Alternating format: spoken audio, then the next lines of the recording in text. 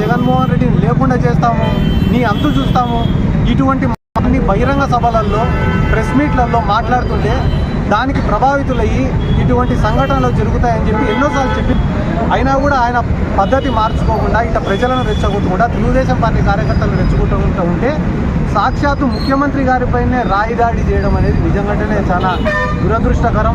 ఒకవేళ నిజంగానే ఇటువంటి సంఘటనలు చేసి రాజకీయంగా లబ్ధి పొందాలని అనుకుంటే కానీ అధికార పార్టీలో ఉండే మేము చేయాలనుకుంటే ఎంతసేపు అని, కానీ ప్రజలకు మంచి చేయాలి, ప్రజలకు మంచి చేస్తే ప్రజలకు ఓట్లే, ప్రజలే మాకు ఆశీర్వదిస్తారనే అభిప్రాయంతో మేముంటే ఏ సంఘటనైనా కూడా రాజకీయం చేయాలా, ఆ రాజకీయం చేసి లబ్ధి పొందాలా అని ఆలోచిస్తుండేది చంద్రబాబు నాయుడు గారు. కాబట్టి చంద్రబాబు నాయుడు గారికి కానీ ప్రతిపక్షాలకు కానీ ఒక హెచ్చరిక ఏమరా అంటే, మీ పద్ధతులు కానీ మార్చుకోకపోతే ఒక 28 రోజులలో ఎన్నికలు జరగబోతున్నాయి. జగన్మోహన్ రెడ్డి గారికి ఇక్కడ పులివెందుల నుంచి ఇచ్చాపురం వరకు కూడా ఎక్కడ ఏ కార్యక్రమం చేసినా కూడా బ్రహ్మాండమైన స్పందన వస్తుంది. 4 సిద్ధం సభలు చేస్తే 4కి 4 సిద్ధం, బస్సు యాత్ర సక్సెస్ అయినాయి. మళ్ళీ ఈరోజు బస్సు యాత్ర చేస్తే కానీ పులివెందుల కంటే ఎక్కువ పల్నాడు జిల్లాలో, గుంటూరు జిల్లాలో, విజయవాడలో ఇంకా ఎక్కువ రెస్పాన్స్ వస్తుంది. రోజు రోజుకి వైఎస్ఆర్ కాంగ్రెస్ పార్టీ గ్రాఫ్ పెరుగుతుంది. ఈ విషయం చంద్రబాబు నాయుడు కూడా తెలుసు కాబట్టి ఏదో ఒకటి చేయాలా, భయపియాలా, కార్యకర్తలలో ఒక భయాన్ని క్రియేట్ చేయాలా, వైఎస్ఆర్ కాంగ్రెస్ పార్టీలో ఒక భయాన్ని క్రియేట్ చేయాలనే ఉద్దేశంతో ఇటువంటి పనులు చేయడం నిజంగానే ఒక చేతగాని రాజకీయ నాయకుడు చేసే పని అని చెప్పి ఈ సందర్భంగా నేను తెలియజేసుకుంటూ, ఖచ్చితంగా ఈ దాడికి పాల్పడిన వాళ్ళు ఎవరో కనుక్కోవాలా, వాళ్ళని కఠినంగా శిక్షించాలా. ఎందుకంటే కానీ ఇటువంటి ఇన్సిడెంట్లు జరగడం వల్ల ప్రతి నియోజకవర్గాలలో కూడా గొడవలు జరిగేటటువంటి ఆస్కారం ఉంది. కాబట్టి వెంటనే పోలీస్ డిపార్ట్మెంట్ వాళ్ళు తగిన చర్యలు తీసుకోవాలని చెప్పి కూడా ఈ సందర్భంగా మేము డిమాండ్ చేస్తున్నాం. వైఎస్ జగన్మోహన్ రెడ్డి గారి మీద గురి చూసి నవరగాంతాన్ని కొట్టాలని ఒక ప్రయత్నం చేశారు. ఆ దేవుడి ఆశీస్సులు, ప్రజల ఆశీస్సులు నాకున్నాయి, ఎవరికి భయపడాల్సినటువంటి అవసరం లేదని చెప్పి జగన్మోహన్ రెడ్డి గారు పదే పదే చెప్తాడు. ఆ దేవుడి ఆశీస్సులు, ప్రజల ఆశీస్సులు ఉన్నాయి కాబట్టే ఆ రోజు ఎయిర్పోర్ట్లో పాదయాత్ర టైంలో ఆయన్ని మెడ మీద కత్తితో పొడవాలని చెప్పి ప్రయత్నం చేస్తే అది భుజానికి తగిలి ఆయనకి ఎటువంటి ప్రమాదం లేకుండా బయటపడ్డాడు.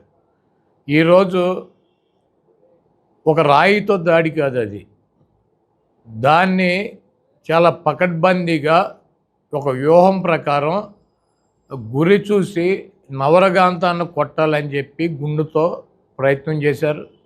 అది ఒక అంగుళంన్నర పక్కకు జరిగి, ఆయన ఎందుకంటే కదులుతూ ఉంటాడు కాబట్టి వెహికల్ మీద పక్కకు జరిగి కన్ను మీద తగిలింది. ఈరోజు దాన్ని ఖండించాల్సినటువంటి పెద్దలు సంస్కారహీనంగా జగన్మోహన్ రెడ్డి గారు దాడి చేయించుకున్నారని చెప్పి చెప్పుకునేటువంటి పరిస్థితి. ఈరోజు జగన్మోహన్ రెడ్డి గారికి ఒక శత్రువు కాదు, జగన్మోహన్ రెడ్డి గారిని రాజకీయంగా ఎదుర్కోలేక, జగన్మోహన్ రెడ్డి గారిని రాజకీయంగా ఏమీ చేయలేక 10 సర్వేలు చేస్తే ఈ రాష్ట్రంలో కానీ ఈ దేశంలో కానీ ఉన్నటువంటి నీతి నిజాయితీతో ఉన్నటువంటి సంస్థలో 9 సంస్థలు జగన్మోహన్ రెడ్డి గారికి 125 పైన అసెంబ్లీలు, 20 పైన పార్లమెంట్లు వస్తాయని చెప్తుంటే రాజకీయంగా నిరుద్యోగులైనటువంటి కొంతమంది వెధవలు, రాజకీయంగా జగన్మోహన్ రెడ్డి గారిని తట్టుకోలేనన్నటువంటి కొంతమంది వెధవలు, అదేవిధంగా డాక్టర్ బిఆర్ అంబేద్కర్ గారి విగ్రహాన్ని 125 అడుగుల విగ్రహాన్ని విజయవాడ నడిబొడ్డులో పెట్టారన్నటువంటి కక్షతో కొన్ని వర్గాలు ఈరోజు జగన్మోహన్ రెడ్డి గారి మీద దాడి చేసాయని చెప్పి నేను భావిస్తున్నాను. డెఫినెట్గా అంత దమ్ము ధైర్యం ఒక ముఖ్యమంత్రి మీద దాడి చేయాలి అంటే, ఆ రకంగా ఒక ముఖ్యమంత్రి ప్రాణాలు తీయటానికి కూడా వెనకాడనటువంటి పరిస్థితి ఉందంటే దీని వెనక చాలామంది పెద్దలు ఉన్నారు. వాళ్ళు ఇచ్చినటువంటి ధైర్యం కావచ్చు, వాళ్ళు ఇచ్చినటువంటి సొమ్ము కావచ్చు, ఈరోజు జగన్మోహన్ రెడ్డి గారి మీద నిన్న దాడి జరిగిందని చెప్పి నేను భావిస్తున్నా. ఎందుకంటే నిన్న మధ్యాహ్నం తుళ్ళూరులో, గుంటూరు జిల్లాలో చంద్రబాబు నాయుడు చెప్పాడు, నేను చూసా, జగన్మోహన్ రెడ్డిని రాళ్లతో కొట్టమని చెప్పి నిన్న మధ్యాహ్నం చెప్పాడు అతను. తుళ్ళూరులో వీడియోస్ ఉన్నాయి.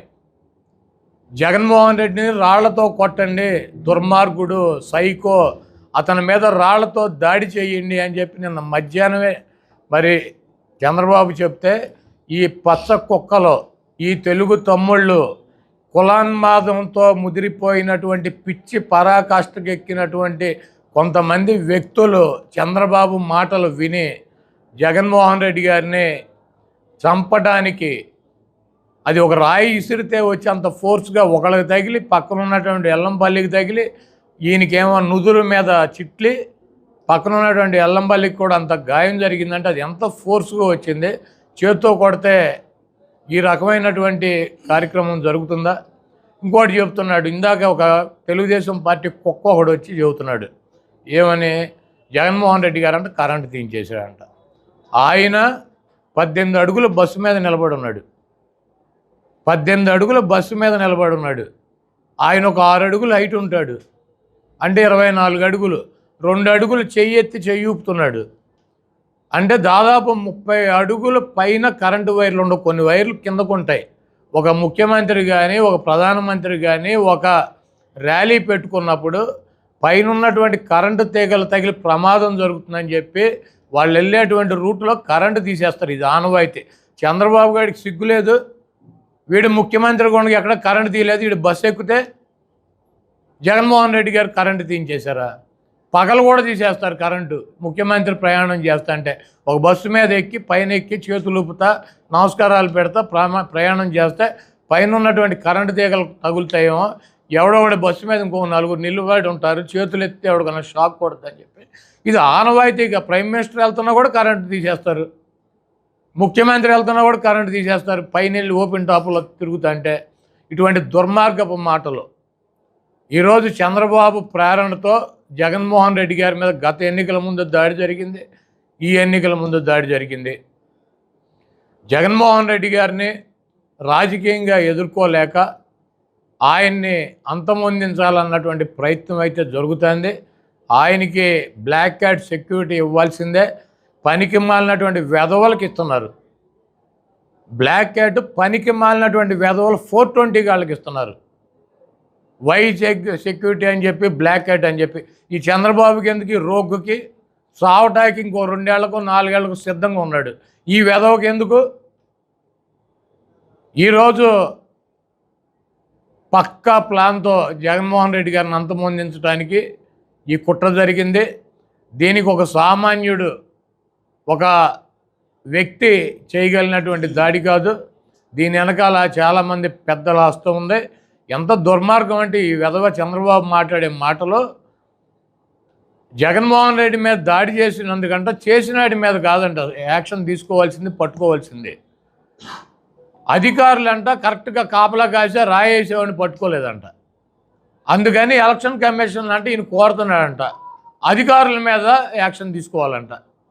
అధికారులను దీనికి బాధ్యత చేయాలని చెబుతున్నాడు ఈ వెధవ మాటలు, ఈ 420 మాటలు, ఈ దొంగ మాటలు. ఎవడైనా దాడి చేసినాడి మీద యాక్షన్ తీసుకోవాలి, దాడి చేసుకున్నాడిని పట్టుకోవాలని చెబుతారు. అధికారులను అంటే యాక్షన్ తీసుకుని అధికారులను అంటే దీనికి బాధ్యులను చేసి వాళ్ళని శిక్షించాలని చెప్పి ఈ వెధవ ఎలక్షన్ కమిషన్ సలహా ఇస్తున్నాడు.